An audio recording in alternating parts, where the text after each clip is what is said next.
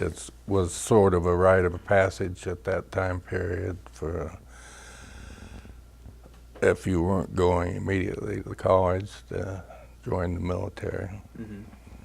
I've tried to explain to people what the feelings were at that time, the atmosphere. It's really hard to put into words how fearful people were of dying in Vietnam at that time. And Mike and I went to two-room country schoolhouse growing up. We got up for morning, said the Pledge of Allegiance, and watched all those World War II movies, and this is a very conservative place. So when I turned 18, it just simply never occurred to me not to go. It was just the thing you did when you were 18 years old.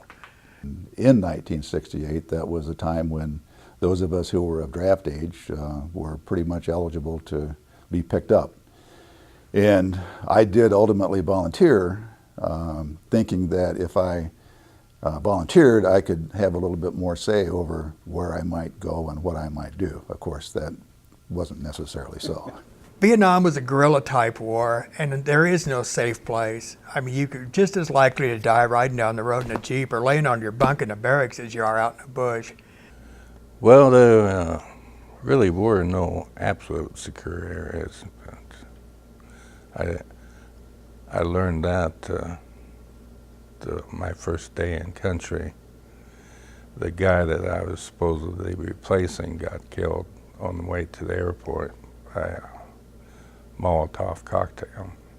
My experience in terms of the training that I had through OCS was that we learned so much that we didn't even know that we knew it. And by the time we got to the situation where we needed to call upon that training, it was just almost an immediate reaction that we were able to come up with.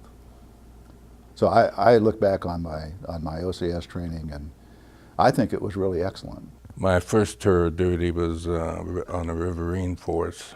A lot of it was interdiction work. We stopped sampans on the river and check them for contraband or VC. And I'm not really sure on dates, but at some point we did the Cambodian invasion and we were involved in that. We were on the upper headwaters of the Mekong at that time. You know, if you really stopped and thought about what we were doing, it could really get on your nerves. So you just kind of, didn't think about it that much. Because, I mean, if the boat had got hit by RPG or something, we would have just vanished. I mean, there wasn't anything we could have done about it. It only takes a second to pop up out of the grass and fire an RPG into it. And so, I mean, it wasn't like we were going to have tactics or something to deal with this. It wasn't really dealing with it. It was just, like I said, pure luck. The way I looked at it was we were doing, the Army and the Marine Corps wouldn't have lasted very long if we hadn't have hauled those munitions. We were kind of like the Merchant Marine in World War II. We took an awful big risk and didn't get much of the glory, although there wasn't much glory in Vietnam anyway. So once you got there, you're flying in we flew into Saigon at night, and you could look down and you could see tracer rounds being fired. You don't know where they're being fired from. The green ones are theirs and the red ones are ours, and you just don't know what's going on. I mean, it's just a total, here you are, and welcome to Vietnam, and good luck. So.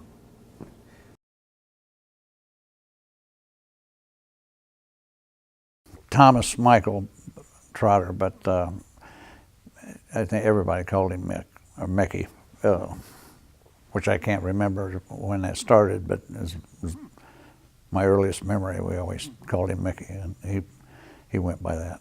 He was a little bit of a loner, loved to read, but he wasn't a bookworm, and he was a very outdoors kind of person. And he loved to fish and hunt and hike and explore and all those kind of things. He did enjoy Steinbeck's books a lot, and I think he, of course, he was about that age in the late '50s when the Beat generation. I think he was very interested in, like Jack Kerouac's on the road kind of some of that, and that probably fit into some of his wanderlust too. He did have a little bit of tendency to like to wander around and hit the road and see things. In the fall of his senior year in high school, his wanderlust got the best of him, and he took off one night.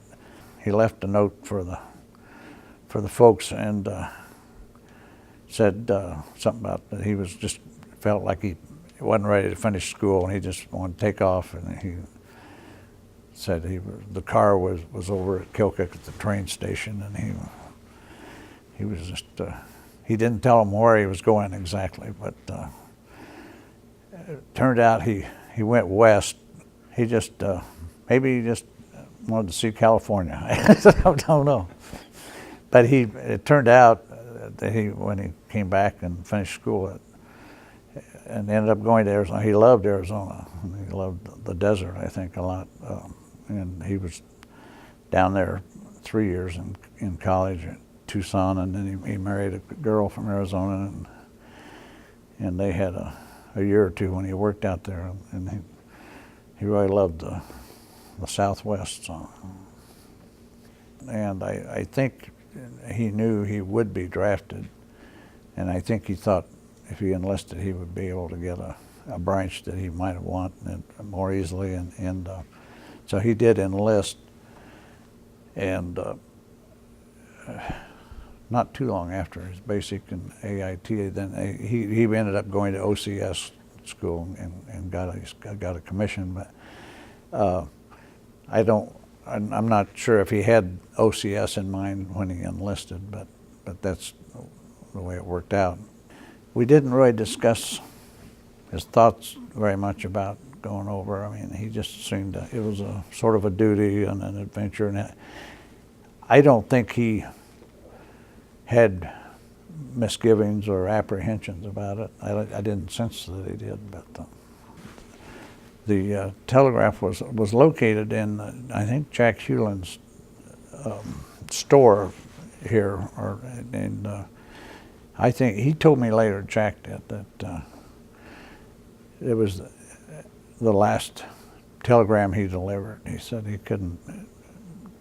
It was so hard on him to deliver that he said, I don't want any more of them.